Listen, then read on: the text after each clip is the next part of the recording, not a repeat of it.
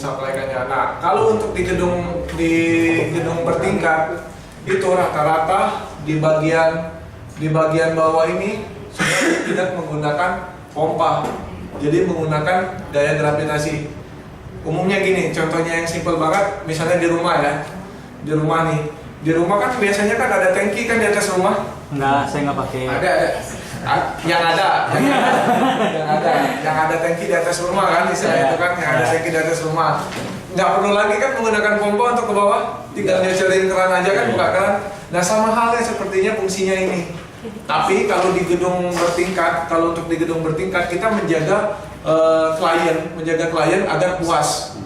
Dalam artian menjaga klien agar puas ini gimana? Dari kocoran air ya, bahasa sehari-harinya, debit air yang bisa kita buka di keran. Kan kalau misalnya dia nggak pressure-nya nggak kecapek, itu bakalan netesnya netes biasa. Komplain. Iya, komplain kan, biasanya komplain kan. Nah, ini gimana caranya kita menjaga kebutuhan di dalam hotel atau gedung ini airnya kenceng gitu. Nah, ini ada di sini ada dua perhitungan. Dalam artian dua perhitungan ini yang pertama itu menggunakan gaya gravitasi. Yang kedua adalah menggunakan bantuan motor pompa atau disebut dengan booster pump. Ada dua, gaya gravitasi dan booster pump. Pertanyaannya, kapan gaya gravitasi bisa kita gunakan? Kapan booster pump bisa kita gunakan? Kalau untuk gaya gravitasi kita bisa gunakan itu pada bagian lantai yang paling bawah. Kenapa? Karena gaya gravitasi energi. Kalau misalnya di dalam mekanika fluida itu kita belajarnya energi potensial untuk gerak jatuh bebas, energi potensial. Nah, energi potensial ini kan rho G H, ya kan? Rho ini adalah massa jenis air. Sedangkan gravita ini adalah gaya gravitasi 10 kg, ya. Terus H ini adalah ketinggian. Jadi semakin tinggi jarak antara dari rho ke bawah, itu energi potensialnya ini akan semakin kencang. Jadi kita nggak usah membutuhkan booster pump. Oke. Nah, tapi kalau misalnya semakin kencang juga nggak bagus. Ketika gedung kita gedung sampai 50 meter ke atas, kan itu kan gede banget tuh, semakin tinggi semakin gede, itu bisa pipanya pecah kalau misalnya nggak disesuaikan dengan standar. Gimana caranya kita untuk menahan agar ini stabil dan aman? Di sini di dalam menggunakan gaya gravitasi ini ada banyak kelengkapannya. Salah satunya adalah namanya pressure reducing column. Kita menggunakan ini. Jadi misalnya di sini nih, lantai yang kita pakai misalnya dari lantai 5 ke bawah kita memanfaatkan gaya gravitasi. 5 ke bawah kita menggunakan gaya gravitasi. Jadi di setiap lantai ini tergantung, ada yang kapasitas pressure reducing column-nya bisa mengcover 5 lantai, ada per 1 lantai. Jadi ketika ketika air ini jatuh ke bawah, itu nggak akan membuat pipa itu pecah dengan menggunakan pipa reducing column ini. Itu kalau kita menggunakan gaya gravitasi. Tetapi gaya gravitasi nggak bisa semuanya digunakan di dalam suatu gedung. Kita harus menggunakan booster pump. Kenapa? Karena yang di bawah roof tank ini 3 lantai ke bawah di bawah roof tank ini, itu gayanya energi potensialnya itu nggak akan terlalu besar, lemah. Jadi apalagi yang paling atas ini, mungkin airnya bakalan nyocornya nggak kuat gitu. Tekanannya nggak kuat. Tekanan energi potensialnya nggak kuat karena ketinggiannya itu sangat rendah, gitu. Jadi menggunakan bantuan dengan booster pump, didorong. Gimana cara mendesain booster pump lagi? Pertanyaan kan pasti timbul lagi nih, gimana caranya menghitung booster pump? Booster pump kita itu nggak usah hitung keseluruhan ini, nggak perlu kita hitung keseluruhan ini. Yang harus kita hitung kebutuhan 3 lantai yang di atasnya aja, yang nggak ke-cover dengan menggunakan energi gaya gravitasi. Misalnya di sini ada berapa tadi? Kita hitung tadi, ini kan kebutuhannya tadi berapa? Pak Panji untuk satu lantai itu? 2940. Itu 7 lantai. Itu 7 lantai, ini bagi 7 lantai dulu.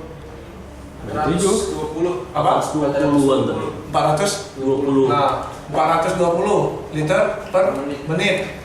Nah, kebutuhan booster pump ini kan kita kan cuma untuk mengcover 3 lantai kan? 1, 2, 3. Berarti kita cuma dikali 3. Kebutuhan booster pump dikali 3 berarti kan ada 1260 liter per menit. Benar nggak?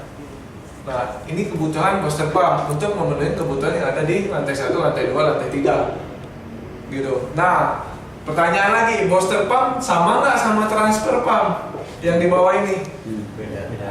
Beda kan? Nah, kalau dia ini fungsinya hanya untuk mentransfer, kalau booster pump ini gimana caranya ketika pemakaian barang-barang atau apa, klien itu ketika buka krannya, buka shower, dia benar-benar butuh kenyamanan, air yang kenceng misalnya itu kan. Nah, inilah dinamakan dengan booster pump. Jadi booster pump ini fungsinya sama, tapi cara kerjanya beda.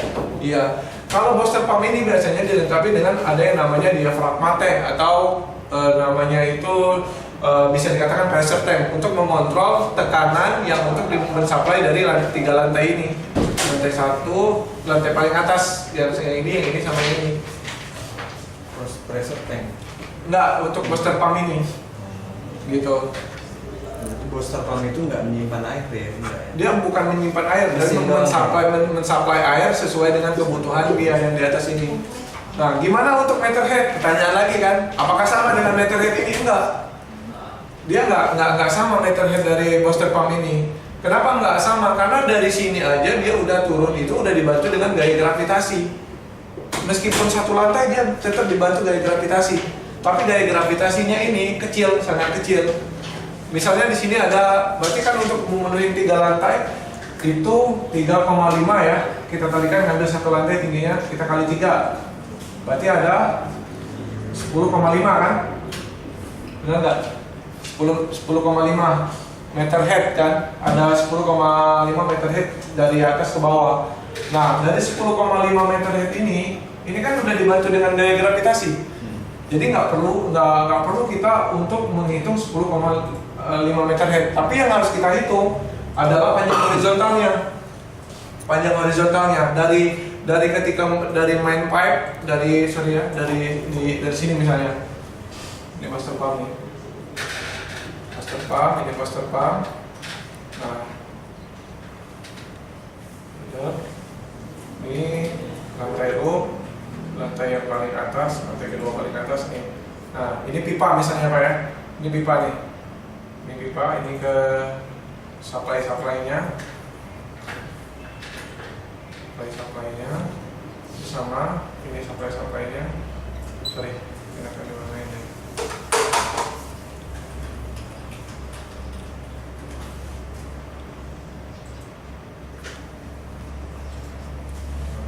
Jadi kita tinggal hitung berapa panjang horizontal di lantai ini ada berapa, panjang horizontal di sini ada berapa, terus panjang horizontal di sini ada berapa.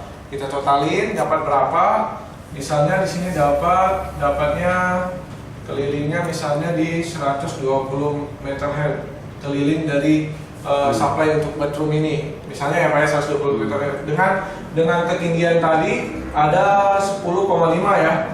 Ada 10,5 meter head. Tapi 10,5 meter head ini itu dibantu dengan gaya gravitasi. Biar aman untuk 3 lantai, kita hitung. Jadi di sini 120 ditambah 10,5 berarti ada 130,5 meter head. Jadi cukup segini, ini pun udah sangat cukup sekali untuk memenuhi kebutuhan transfer dari booster pump ini. Kenapa? Karena dibantu gaya gravitasi sedikitnya di sana.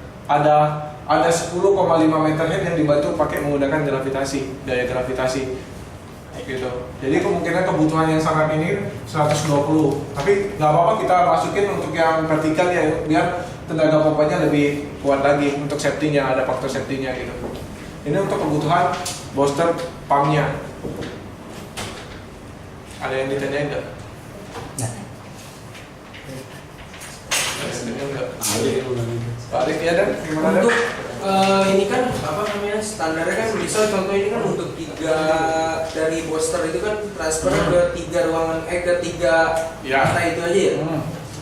Ada nggak sih Mang, maksudnya ada batasan-batasannya nggak sih? Maksudnya, Ada batasannya Dan. Batasannya gimana? Boleh dihapus nggak? Boleh boleh. Ya boleh lah. Atlet harus data di mana? Dia yang sekarang ini gua akan. Oke ya. Maksudnya batasan dalam artian atau misalnya apartemen 50 lantai kita batasin hanya beberapa aja gitu kan? Ada batasannya Dan. Yang saya jelaskan tadi Dan. Sebenarnya udah bisa nangkap dari penjelasan saya tadi. Ini misalnya, ini gedungnya Dan ya. Sorry ya, ini gedungnya. Nih. Ini ada 7 lantai tadi ya Dan. Iya iya. Oke. Nih, ini tangki ya Dan ya. Oke, ini pompa. Pompa. Ya. Oke, pompa. Nah. Sorry, pompanya nggak sampai bawah.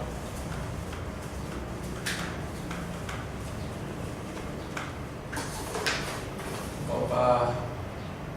Oke Dan.